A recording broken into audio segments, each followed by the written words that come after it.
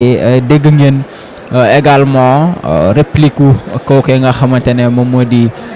Maimouna Bousso parce que moom dafa jàpp ne ñoom ñi nga xamante ne ñoom ñoo di waa APR.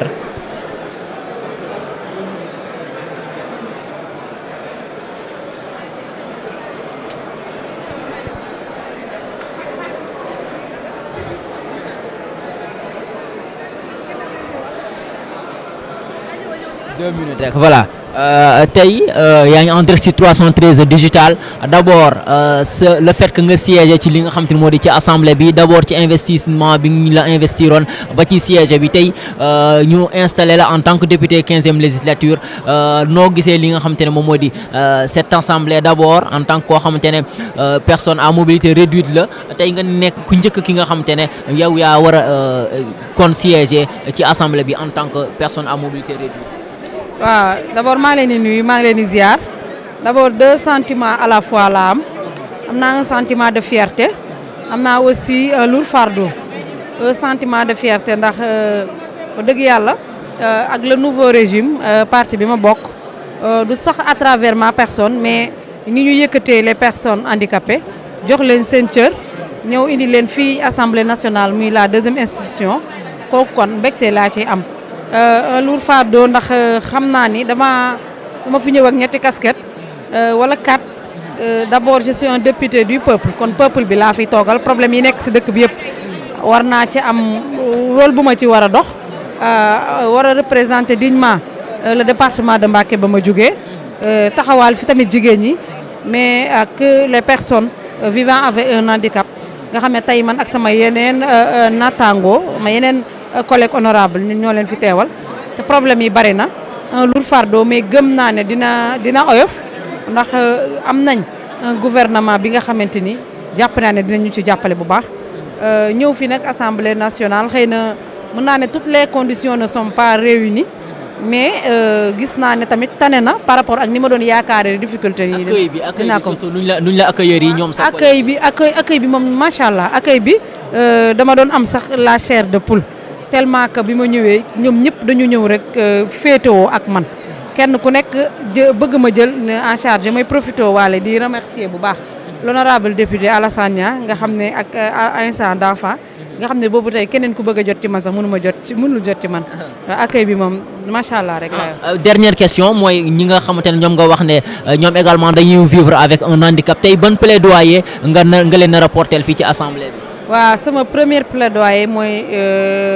la loi d'orientation sociale ñu appliqué ko suñ ko appliqué rek li ci des te l'éducation ak yeneen yi yooyu incha allah rabbi du naqaree jëfe te gëm naa ne du jafe daal comme déjà loi bi adopté woon nañ ko ba pare lan moo ci des mooy appliqué ko rek incha allah waaw mën na ko waaw. merci beaucoup merci. jërëjëf merci beaucoup kon moom mu nekk également ki nga xamante ne moom moo di la première personne à mobilité réduite bi nga xamante ne moom daal dina kon siéger ici à l'Assemblée nationale ngeen dégg également réaction boobu nga xamante ne moom la daal di def surtout cette représentation bi nga xamante ne war na ko daal di représenter ñi nga xamante ne ñoom ñoo di naataangoom yooyee di dund ak li nga xamante ne moom moo di ab handicap kon mu ngi noonu ñoo ko déggandoo waaye également ba tey rek ñu jéem a am li nga xamante ne moom moo di d'autres réactions fi nga xamante ne moom moo di devant li nga xamante ne moom moo di l'Assemblée waaye li nga xamante ne moom moo di député yi nga xamante ne comme ni ngeen ko xamee ginnaaw installation bi keroog lundi tey daal dinañu ñëw kon motali li nga xamante ne moom moo di liggéey bi surtout lu jëm ci li nga xamante ne di installation commission yi ñu installé lu tollook 8 commission yoo xamante ne xam nañu déjà membre yi nga xamante ne membre yi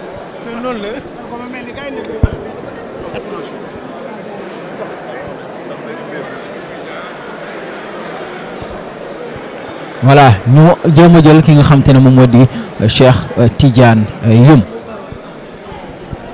man du ma dugg ci commentaire yi ak interprétation dañuy xeex wala xeexuñu man li ma yitteel mooy xool ndax destitution bi méngoo na ak li loi wax est-ce que destitution bi jaar na yoon bi ñu xoolee wax nga ko sànq nguur gi fi ne woon destitué wuñ ko nguur gi fi nekk destitué ko maintenant est-ce que destitution bi jaar na yoon compte tenu du règlement intérieur de l'Assemblée nationale et de la Constitution de la République du Sénégal am nañu droit destituer ko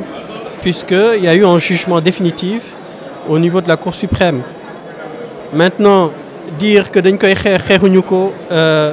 ku ci nekk mën nga def sa interprétation Barthélémy il fait partie de la coalition Sàmm Sa Kàddu bi nga xam ne nii ci la bokk moom ci la ñu ma fale député lépp loo xam ne nii war na ci ñu défendre ko danañ ko défendre waaye su fekkee ne loi dafa wax décision boo xam ne nii jël nañ ko mooy nga ak loi luñ ci mën mooy ñu tirer conséquences yi et conséquences yi mooy li ma leen wax mooy ñu xool naka lañ koy remplacer voilà mais man je vais pas rentrer dans les commentaires et les interprétations. Ah ça commence à être dur hein. En résumé comme je l'ai dit tout à l'heure nous avons été informés ce matin par le président de l'Assemblée nationale qui suite à une réunion qu'ils ont tenue hier avec le bureau de l'Assemblée nationale puisqu'ils ont été saisis par le ministre de la Justice demandant la destitution de l'honorable député Barthélémy Diaz suite à sa condamnation définitive par la Cour suprême sur l'affaire Ndiaga Diouf. Nous avons constaté effectivement que cette affaire ne date pas d'aujourd'hui, elle date d'il y a quelques années et que le régime sortant n'avait pas demandé, n'avait pas fait le ministre de la Justice du régime sortant n'avait pas fait la demande pour la destitution de Barthélémy Toye Dias, puisqu'il était député lors de la 14e législature. Mais nous constatons que ce régime-ci l'a fait. Et ce qui m'importe le plus, ce n'est pas d'entrer dans les commentaires ou les interprétations politiques. Certes, je suis politique, mais le plus important, c'est de vérifier si cette destitution a été faite conformément aux dispositions en vigueur, à savoir le règlement intérieur et la Constitution de notre République. Il s'avère effectivement qu'ils ont le droit, le ministre de la Justice, après un jugement pénal qui a été confirmé par la Cour suprême, de demander la radiation, ce qui a été fait. Maintenant, nous, ce que nous allons faire, c'est de voir dans les plus brefs délais qui c'est qui va le remplacer. Compte tenu de l'ordre de la liste nationale, c'est le président Déthié Fall qui va le remplacer, qui doit le remplacer. Reste à savoir s'il est intéressé. S'il n'est pas intéressé, je pense que ce sera au tour de Pape Djibril Fall. Voilà, donc c'est juste ce que je peux dire. Mais tout ce qui est interprétation et commentaire, je ne vais pas m'y atteler. Merci beaucoup. Merci beaucoup.